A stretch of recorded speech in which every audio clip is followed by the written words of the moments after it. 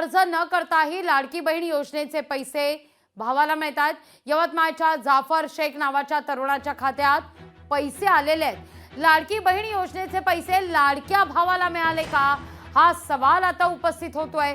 सरकारी पातळीवर अनागोंदी कारभार चव्हाट्यावर आलेला आहे। लाडकी बहीण योजनेचे पैसे तरुणाच्या खात्यावर जमा झालेले आहेत। महिलांकरता सुरू झालेल्या या योजनेचे पैसे चक्क एका पुरुषाच्या खात्यात जमा झालेले आहेत। विशेष म्हणजे या भावाने ना कोणता अर्ज केलेला होता, ना कोणती कागदपत्र दिलेली, तरीही त्यांच्या खात्यात 3000 रुपये जमा झालेले आहेत। आश्चर्याची बाब आहे।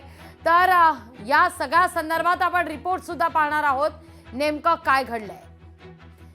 जाफर गफार शेख या तरुणाच्या खात्यात पैसे जमा झाल्याचं समोर आलेलं आहे। आरणी शहरातला हाफिज बेग नगरातला हा रहिवासी आहे। सुशिक्षित बेरोजगार असलेल्या जाफर शेख यानं लाडकी बहीण योजनेकरता कोणताही अर्ज भरलेला नव्हता।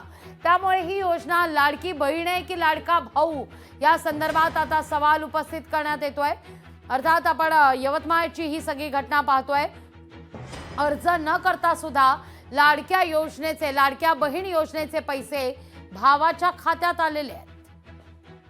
जाफर शेख नावाच्या या व्यक्तीच्या खात्यावर लाडकी बहीण योजनेचे पैसे आलेले आहेत। यवतमाळचा हा सगळा प्रकार आहे। लाडकी बहीण योजनेचे पैसे लाडक्या भावाला कसे आले, हा सवाल आता यातून उपस्थित होतोय। अगदी सरकारी पातळीवर अनागोंदी कारभार आहे तो आता चव्हाट्यावर आलेला आहे। अनागोंदी कारभाराचा फटका जाफर शेख यांना बसताना दिसतोय। लाडकी बहीण योजनेचे पैसे या तरुणाच्या खात्यावर आलेले आहेत। महिलांसाठी सुरू झालेल्या या योजनेचे पैसे चक्क एका पुरुषाच्या खात्यात जमा झाल्यानं सगळ्यांच्याच भुवया या उंचावत आहेत। आणि त्याहून महत्त्वाचं म्हणजे जाफर शेखनं, या तरुणानं लाडकी बहीण योजनेकरता ना कुठला अर्ज केलेला होता, ना कोणती कागदपत्र दिलेली होती। अधिक प्रतिक्रिया देण्याकरता आपल्या सोबत जोडल्या गेलेल्या आहेत हेमलता पाटील। काय पहिली प्रतिक्रिया या सगळ्या मुद्द्यावर? ना कुठला अर्ज, ना कुठली कागदपत्र देण्यात येत आहेत यंत्रणेला, प्रशासनाला, तरीही खात्यात लाडकी बहीण योजनेचे 3000 रुपये येत आहेत, ते सुद्धा लाडक्या भावाच्या। नाही, निवडणुकीच्या तोंडावरती ही योजना लागू झाली आणि याच्यामध्ये लोकसभेला सपाटून मार खाल्ल्यानंतर लाडक्या बहिणींची आठवण आली। परंतु कमीत कमी या योजनेमध्ये पारदर्शकता असणं गरजेचं आहे, त्याचं व्यवस्थित स्क्रुटनी करणं गरजेचं आहे।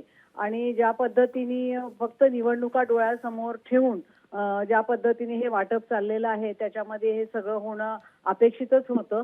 सरकारला फक्त आणि फक्त विधानसभेच्या निवडणुकीचे वेध लागलेले आहेत। त्यामुळे खरे जे लाभार्थी आहेत, ज्यांच्यापर्यंत ही योजना पोहोचला पाहिजे होती, ती जर योजना अशा पद्धतीने कुठेही त्याचे पैसे जर जमा व्हायला लागले तर सर्वसामान्य लोकांच्या करामधून तुम्ही जे पैसे हे देता आहात ते जर असे तुम्ही अशा पद्धतीने वाटायला लागले तर मला असं वाटतंय की एक तर सरकारची दिवाळखोरीकडे वाटचाल सुरूच झालेली आहे। परंतु त्याचा लाभ ह्या खराच लाभार्थींना होतोय का, हे प्रश्नचिन्ह या निमित्ताने निर्माण झालेलं आहे। आणि एवढी यंत्रणा लावून एवढ्या प्रकारचे फॉर्म गोळा करून आणि पूर्ण शासकीय यंत्रणा याच्यासाठी कामाला लावून वेठीला धरून जर असे प्रकार घडत असेल तर या योजनेमध्ये फार मोठं कुठेतरी पाणी मुरतंय असाही आम्हाला संशय यायला लागलाय आता। निश्चित धन्यवाद या प्रतिक्रियेबद्दल।